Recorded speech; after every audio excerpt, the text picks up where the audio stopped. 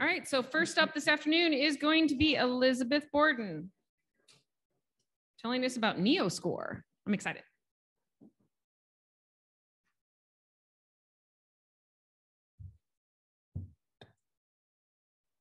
Hi, everyone. Thank you so much for this opportunity to present. I'm going to be sharing my work on neoantigen prioritization today. So neoantigens are tumor mutated proteins that are presented on MHC class 1 or 2 on the cell surface and then elicit a CD8 positive T cell response. Today, we're going to be talking about MHC class 1 neoantigens, and I'm going to start with a little bit of why you should care about this. In silico neoantigen prioritization does have direct clinical impacts. Two potential clinical impacts are to decrease the time and cost of cancer therapeutic development. One very key way that this could play out is through personalized cancer vaccines. There's been early efficacy of cancer vaccines in melanoma and glioblastoma, but the time to development of these is still an issue, and increasing the accuracy of neoantigen prioritization is expected to enhance both the accuracy and speed with which these can be created. And then the second is in predicting response to immunotherapy. So immune checkpoint inhibitors block inhibitory signals to the T cells to reinvigorate the host immune response. But only a segment of patients respond to this. In most cancers, it's less than 50%. And there's a really high side effect profile and large cost associated with them. So it's a critical clinical need to determine which patients will actually respond to therapy with these. Despite this need, there's really been no consensus on what characteristics of neoantigens will predict which ones elicited a response. And no model has shown both the ability to predict the immunogenicity of individual neoantigens as well as an ability to predict response to immune checkpoint inhibition. So our project goals were to determine which characteristics of a neoantigen determine its ability to elicit an immune response, to integrate these into an overall model for MHC class 1 neoantigen prioritization, and then to test the association of MHC class 1 neoantigens with response to immune checkpoint inhibition. To do this, we worked with 4 publicly available data sets. These were data sets that had validated immunogenic neoantigens. They came primarily from melanoma with a few patients with lung cancer, and their validation was with multimer staining or ELISA. The data set highlighted a little bit in red was our training data set, and then we had 3 test data sets. So I'm not going to belabor this point because I think it's well documented, but the first step in neoantigen prioritization is going to be identifying the somatic variants in the tumor. And what we show here is that in our training data set, you get very disparate variants identified by the different callers that are able to identify this. In this training data set, we found that the overlap of GATK, MUTECT2, and Strelka gave us the best results, identifying the majority of the neoantigens. And so that's what we proceeded with for this study. But I think this just calls attention to the additional work that needs to be done in this particular area of accurately identifying these neoantigens to begin with. What we focused more on is how do you prioritize them once you have the variants? So we started by assembling all of the different computational tools that had been created for predicting neoantigen processing and presentation. This included the expression of the variant, starting with the variant allele frequency in the DNA, as well as the expression at an RNA level. Then the processing, including proteasomal cleavage and uptake into the endoplasmic reticulum by the TAP transporter, MHC binding, and then a few metrics that have been created for CD8 positive T cell recognition. No model to date had really assessed all of these together and determined the impact of the different characteristics. So what we began with was just looking at which ones were significantly different between immunogenic and non-immunogenic neoantigens.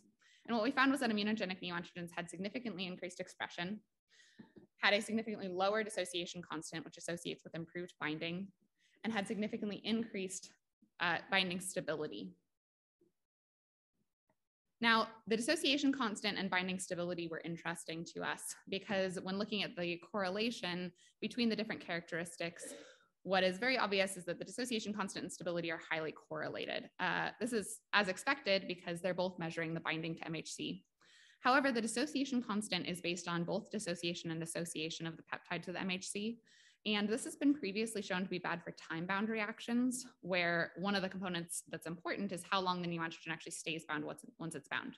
So the stability, by contrast, is measuring the half-life of that interaction, which is important as you're thinking about a neoantigen that needs to bind in the endoplasmic reticulum, continue to be bound all the way to the cell surface, and stay bound while you're eliciting a T cell response. So what you can see here is that the immunogenic neoantigens cluster in this upper left-hand corner of the plot, with immunogenic neoantigens having both a lower dissociation constant associating with better binding and a higher binding stability.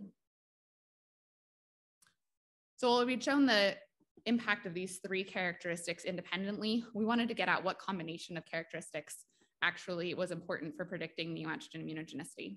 So what we did is we did 1,000 combinations of a regularized regression on 26 immunogenic and 26 random non-immunogenic neoantigens.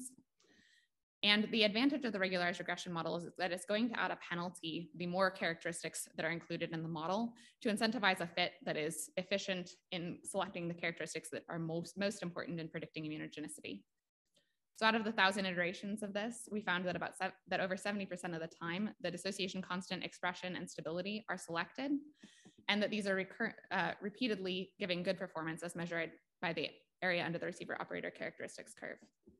Based on this, we created just a simple linear regression of the expression, dissociation constant, and stability, which we moved forward with to compare to existing models.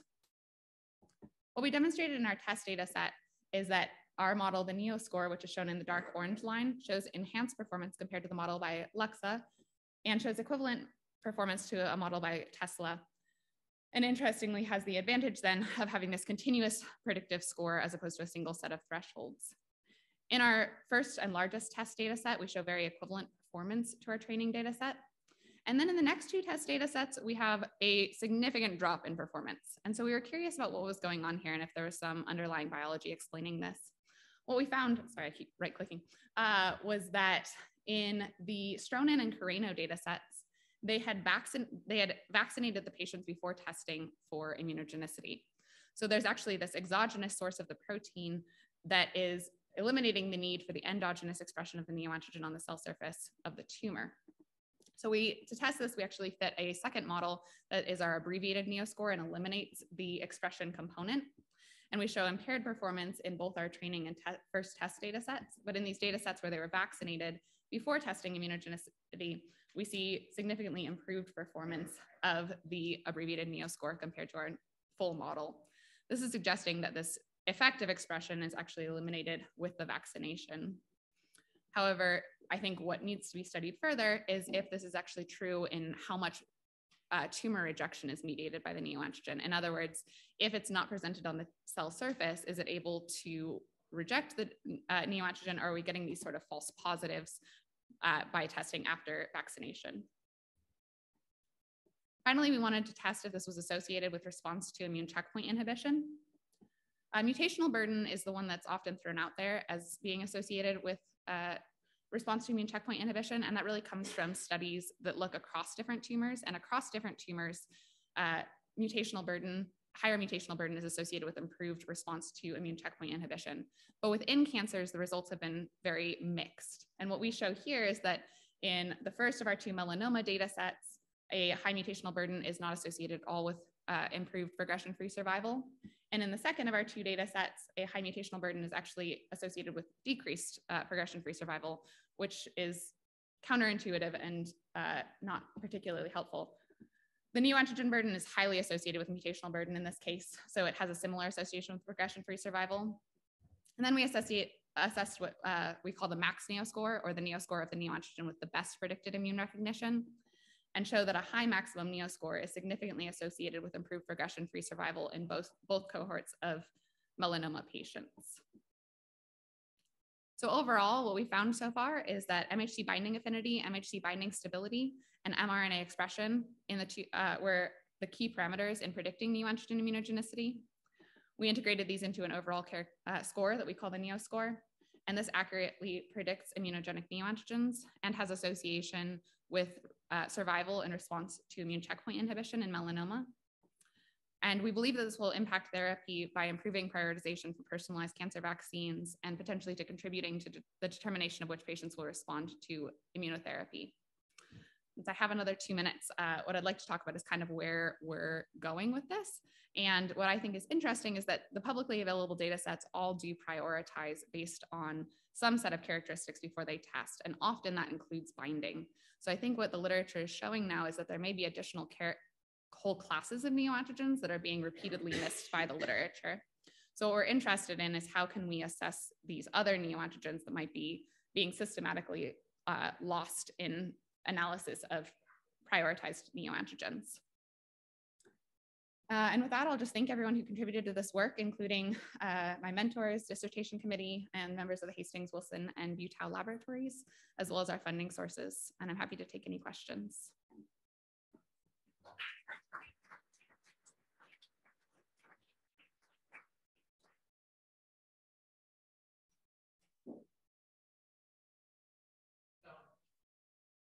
Have you thought of looking at frame shift mutations or developing models of that class mutations, or you focus mostly on missense?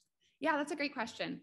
We have mostly focused on single nucleotide variants and small insertions and deletions. I think frame shifts would be really interesting, especially because I think the literature shows that they tend to be significantly more different from self-peptides than other neoantigens. In the model systems that we work with in the lab, we have not found a large number of frame shift mutations, which has kind of limited our exploration in that direction, but it's definitely something we've considered. Thank you.